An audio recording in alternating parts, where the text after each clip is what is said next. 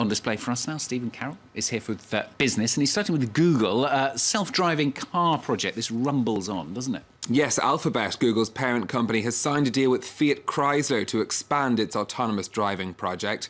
The self-driving technology will be installed on 100 Chrysler minivans. That'll more than double the size of the technology company's fleet. It's the first time Google has chosen a car maker to work with it on its self-driving project. It's also a boost for Fiat Chrysler, which had been lagging behind its competitors in developing this kind of technology.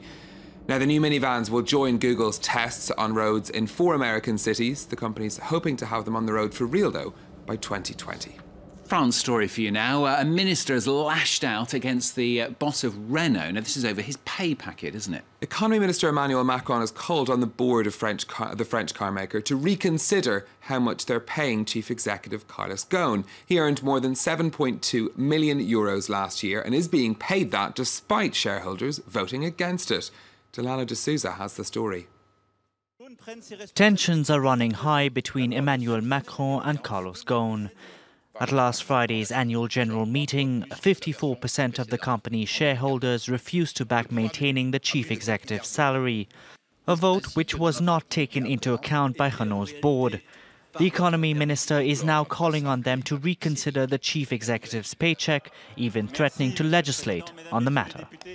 Let me be very clear about this. After seeing the vote at Renault's General Assembly, there is evidently a problem in terms of governance. What we are asking is that Mr. Ghosn takes responsibility so that his 2016 salary reflects the consequences of this vote, and that the Renault Board of Directors meet once again to draw the necessary conclusions from this vote.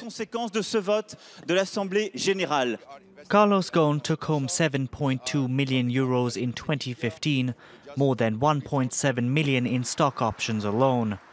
Renault argues that under his watch, the company enjoyed record revenues that jumped 10% last year.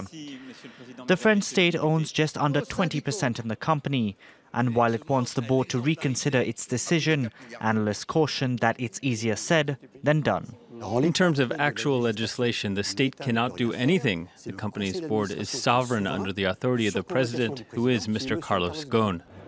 In a statement concerning Carlos Ghosn's salary, Renault's management confirmed all rules laid out by the French business lobby, the MEDEF, have been respected. Let's check in at what's happening on the markets for you next. And we'll start with the currency markets, in fact, where we'd seen the dollar slide to its lowest level in some 15 months yesterday. Things weakening a little bit against the euro today. €1 worth $1 and just under 15 cents in trading. But we'll see where it happens to the dollar as the day progresses as well. On the stock markets in Asia, Japanese markets still closed. Not such a positive picture on the rest of the Asian markets. You can see falls there across Hong Kong, Shanghai and on the Kospi in South Korea. Brazil now, prosecutors there beginning legal action against a group of mining companies. This is over a mudslide last year. The federal civil suit is seeking more than $43 billion in damages from the iron miner, Samarco, and its owners BHP Billiton and Vale. The case centres on the collapse of a dam in the southeast of the country last November, which caused a massive mudslide, killed 19 people, and also huge environmental damage caused as well.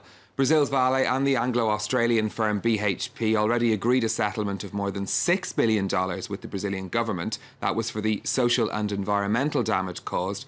This lawsuit is as a result of a 6-month investigation into the disaster. Shares in BHP Billiton slumped by more than 7% in Australia on that news.